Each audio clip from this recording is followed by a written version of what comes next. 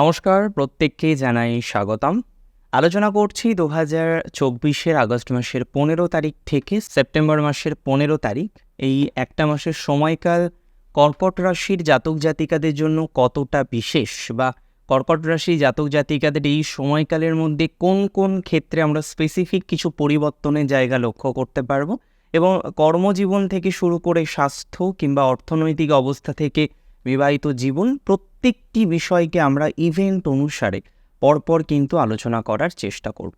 আপনারা জানেন বর্তমানে কর্কট রাশির জাতক জাতিকাদের রাশিতেই রবি অবস্থান করছেন, কিন্তু আমরা দেখতে পারবো ১৬ই আগস্ট ২০২৪ থেকে প্রায় একটা মাসের সময়কাল রবি কিন্তু আপনাদের দ্বিতীয়ভাবেই অবস্থান করবে, এবং দ্বিতীয় ভাবের অধিপতির দ্বিতীয় অবস্থান অনেক দিক থেকেই কর্কটের জন্য শুভ হতে পারে।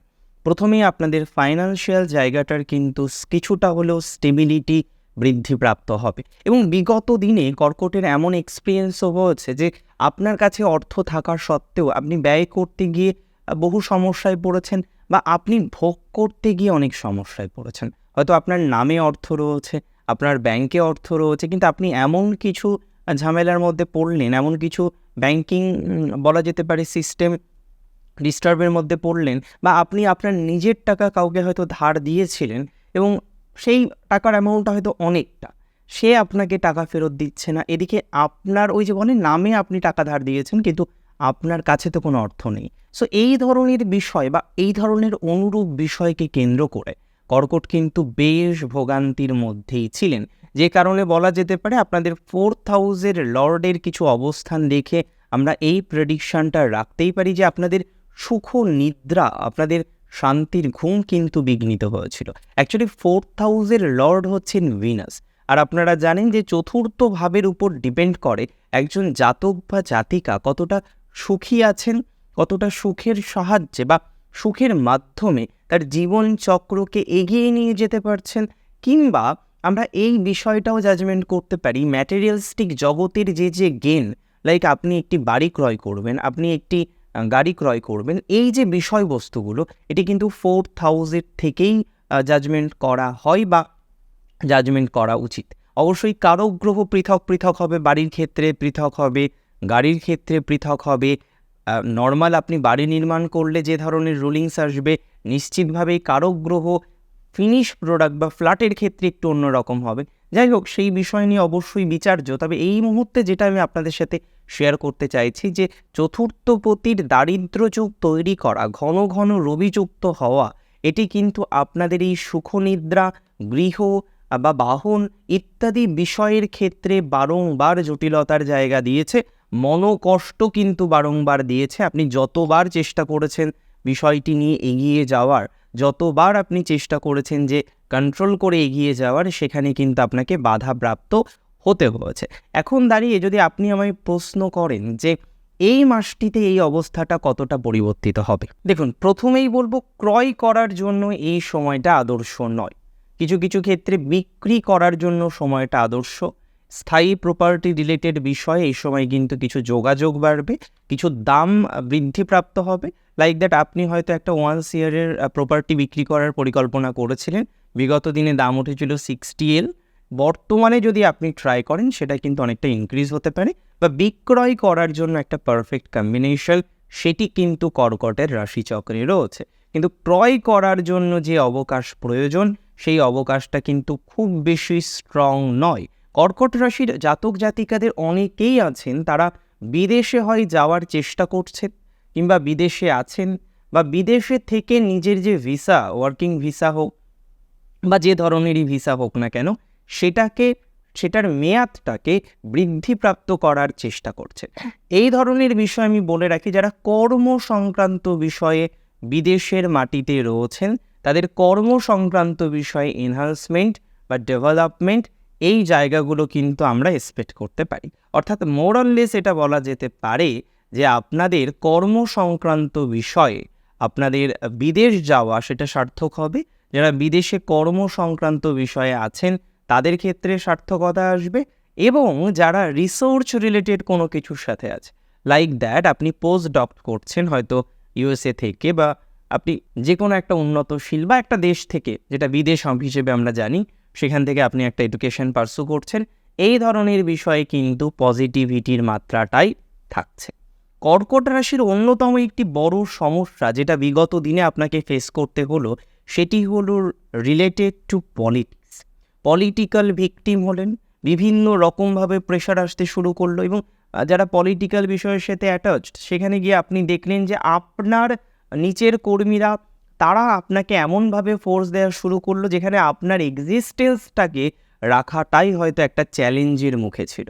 আজকে দাঁড়িয়ে যদি এই প্রশ্নের উত্তরটা আমরা আরও সঠিকভাবে দেওয়ার চেষ্টা করি, তাহলে এটা কিন্তু বলার অপেক্ষা রাখে না যে কর্কট পলিটিক্যাল ভিকটিম হয়েছেন। পলিটিক্যাল দিক থেকে কর্কটের যে পজিশন ছিল, যে হায়ার পজিশনটা আপনি হোল্ড করতেন, সেই জায়গা থেকে আপনাকে কিন্তু সরিয়ে দেওয়ার চক্রান্ত, বা সেই জায়গা থেকে অনেকেরই কিন্তু সরিয়ে দেওয়া হয়েছে। তবে কর্কটের বিশেষ করে পুষ্যা এবং অশ্লেষা নক্ষত্রের হার মানার কোনো অবকাশ নেই, কোনো জায়গা নেই। কারণ ব্যক্তিগতভাবে আমি কিন্তু এটাই মনে করি যে কর্কট রাশির জাতক জাতিকারা যে বা যারা পলিটিক্যাল ভিকটিম হয়েছেন, এবং নট অনলি আপনার পলিটিক্যাল ক্যারিয়ারে আপনি এই সমস্যাটা ফেস করেছেন, মেবি আপনার অফিসিয়াল জায়গাতে আপনি পলিটিক্স রিলেটেড বিষয় নিয়ে অনেকটাই জড়িয়ে গিয়েছিলেন, যেখান থেকেও আপনার কাছে একটা আঘাত এসেছে। আমি মনে করি এই ধরনের বিষয়বস্তুর ক্ষেত্রে সামহাও পজিটিভিটি কিন্তু বৃদ্ধিপ্রাপ্ত হবে, তেমন সম্ভাবনা বা সংযোগ রাশি চক্রপটে কিন্তু তৈরি হয়েছে। কর্কট রাশির অনেকেই আছেন যারা কিন্তু বর্তমানে সোশ্যাল মিডিয়ার সাথে যুক্ত। বলা যেতে পারে আপনি সোশ্যাল মিডিয়া ইনফ্লুয়েন্সার বা সমগোত্রীয় বিষয়ের সাথে অ্যাটাচ রয়েছেন। এই জায়গায় যদি বলতে হয় যে আপনাদের প্রফেশনাল লাইফের গতিটা কি আদতেও বৃদ্ধিপ্রাপ্ত হবে, দেখুন 5th হাউসের লর্ড এতদিন 11th ছিল, সেটা একটা ভালো সমন্বয়। কিন্তু যে সময়কাল নিয়ে আজকে আমরা কথা বলছি, এই সময়ে কিন্তু অনেকটাই বেশি দিন বলা যেতে পারে 5th হাউসের লর্ড তিনি কিন্তু দ্বাদশে থাকেন। এই যে দ্বাদশ ভাবের সাথে পঞ্চমপতির কানেকশন হওয়া, এটি দুটো ক্ষেত্রে কিন্তু সাডেন কিছু বিপত্তি আনবে, তারপরে আবার আস্তে আস্তে সঠিক জায়গায় নিয়ে আসবে। সাডেন বিপত্তি কোন কোন ক্ষেত্রে আনতে পারে? প্রথমত এই ধরনের সমস্যা আসতে পারে আপনার স্বনিয়ন্ত্রিত পেশায়। আপনি ইউটিউব করছেন, আপনি ফেসবুক করছেন, আপনার যে কোনো একটা অন্য ধরনের পদ্ধতির সাথে আপনি যুক্ত রয়েছেন, কিন্তু আপনি যে জায়গাটাই প্রবলেম ফেস করছেন, আপনার রিচ বাড়ছে না, বা ক্রমান্বয়ে যে গতিটা দরকার। দেখুন আজকে আপনি যে বিষয়টাই করুন না কেন, আপনার তো একটা মানসিকভাবে লক্ষ্য থাকবে যে আমি এই বিষয়টাকে অ্যাচিভ করতে চাইছি। কেউ উদ্দেশ্যহীনভাবে সাধারণত কিছু করে না। হ্যাঁ, কিছু কিছু ব্যক্তিবর্গ এমন জীবনের পর্যায়ক্রমে পড়ে যায়, তারা বাধ্য হয় যে এমন কিছুর সাথে যুক্ত হতে, যেখানে হয়তো এই ধরনের অনেক ডিসিশন নিতে হয়, কিছুই উদ্দেশ্য নেই, সেটা করতে হয়, যেটা কর্কটের কিন্তু অলরেডি হয়ে গেছে। এই ফেজটা কর্কটের চলে গেছে। কর্কট নিজেই জানতো না কর্কট কী করছে। কর্কট বিভিন্ন রকম বিষয়ের সাথে যুক্ত হয়েছে, কিন্তু কর্কট নিজেই জানতেন না যে আমি এই কাজটা করছি, কিন্তু কেন করছি, এর প্রফিটটা কি, এটা করে কি হবে। আপনি হয়তো অনেকেই আমার সাথে একমত হবেন, অনেকেই হয়তো আমার সাথে এই বিষয়টাকে কেন্দ্র করে একমত হবেন যে কর্কটের এই ধরনের একটা ফেজ চলে গেছে। এখন গিয়ে কিন্তু কর্কট মোটামুটি বুঝতে পারছেন কিভাবে আপকামিং টাইমে এগোনো উচিত, বা কী কী বিষয়গুলোকে কেন্দ্র করে এগোলে কর্কটের জীবনচক্রে চলাটা অনেকটা বেশি সহজ এবং সরল হতে পারে। এই ধরনের বিষয়ে একটা উত্তর আমি আপনাদের প্রত্যেককে দিতে চাই যে কর্কট রাশির জাতক জাতিকাদের আগামীতে আমি কিন্তু বেশ কিছু বিষয়েই পজিটিভিটি লক্ষ্য করতে পারছি। মানে আমি পুরোপুরি এখানে বলা যেতে পারে এক্সপেকটেশন রেখেছি যে কর্কট এগিয়ে যেতে পারবে, তার সম্ভাবনাটা রয়েছে।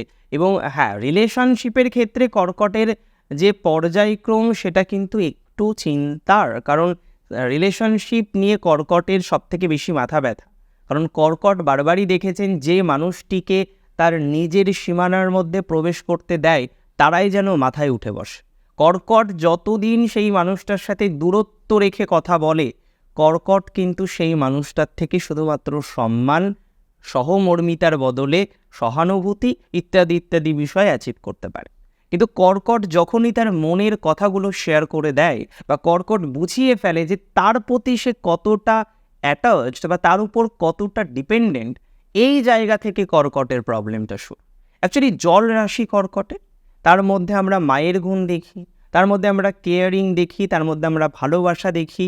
মানে বলা যেতে পারে একের মধ্যে অনেক রকমের প্রভাব কর্কটের মধ্যে আছে।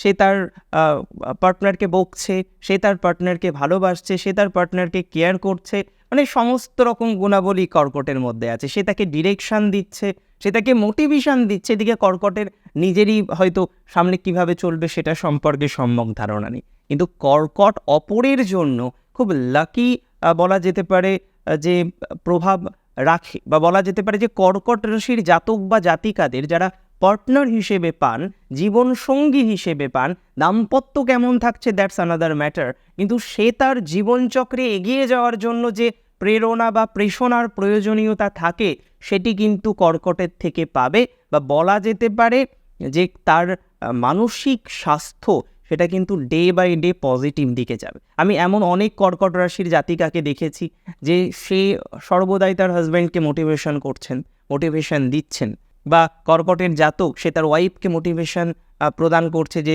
এভাবে চলো, বা এইভাবে চললে বেটার হবে, এই পরীক্ষা দিতে হবে, এই এক্সাম দিতে হবে, এর মাধ্যমে এগোতে হবে।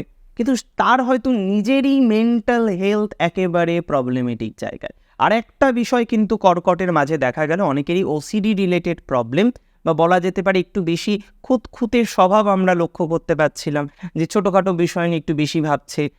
একবার স্নান করে আসলো, তারপরে মনে হলো আরেকবার স্নান করে আসি, একবার একটা জায়গা পরিষ্কার করলো, আবার মনে হলো সেই একই জায়গাটা পরিষ্কার করি। সো এই ধরনের কিছু প্রভাব সেটিও কিন্তু আমরা কর্কট রাশির জাতক জাতিকাদের মধ্যে দেখেছি। এখন প্রশ্ন হলো হোয়াট নেক্সট, এর পরে কী হবে? এর পরে কর্কট কতটা স্টেবল হতে পারবে তার পার্সোনাল লাইফের ক্ষেত্রে? আমি যেটা বলছিলাম যে পার্সোনাল লাইফের ক্ষেত্রে কর্কটের হালকা হালকা করে কিন্তু চাপ বাড়ছে। এক্ষেত্রে অবশ্যই আমি বলবো না যে কোনো হঠকারী ডিসিশন হঠাৎ করেই নিয়ে নিন, তবে এটি অবশ্যই আমি সাজেশন দেব আপনাদের প্রত্যেককে যে আপনারা যখন ডিসিশনগুলো নেবেন অনেক ভাবনা চিন্তা করে নিন, সম্ভব হলে কারোর সাথে কনসাল্ট করে নিন, কিংবা আপনার বাড়ির গুরুজনের সাথে আলোচনা করে নিন। এবং আমি দেখেছি কন্যা, কর্কট এই সমস্ত রাশির জাতক জাতিকাদের মা একটা ভাইটাল রোল প্লে করে। সো মায়ের সাথে ডিসকাস করুন, মায়ের কী ইনফ্লুয়েন্স আসছে, মা সেই বিষয়টা নিয়ে আপনাকে কী পরামর্শ দিচ্ছে, এই বিষয়বস্তুগুলোকে একটু আন্ডারস্ট্যান্ডিং করার চেষ্টা করুন। আমি মনে করি that will be good, that will be best for you, বা সেটার একটা এক্সপেকটেশন রাখা যেতে পারে। What next? আমরা চলে আসি কর্কট রাশির জাতক জাতিকাদের পরবর্তী বিষয়, যেটা হলো দাম্পত্য জীবন। আমি মনে করি সেগুলো কর্কটের গলার কাটার মতো। So on the basis of that এটা এক্সপেকটেশন রাখা যেতে পারে যে কর্কট ধীরে ধীরে গ্রো করছেন, কর্কটের পরিস্থিতি আগের থেকে কিন্তু ইমপ্রুভড হয়েছে।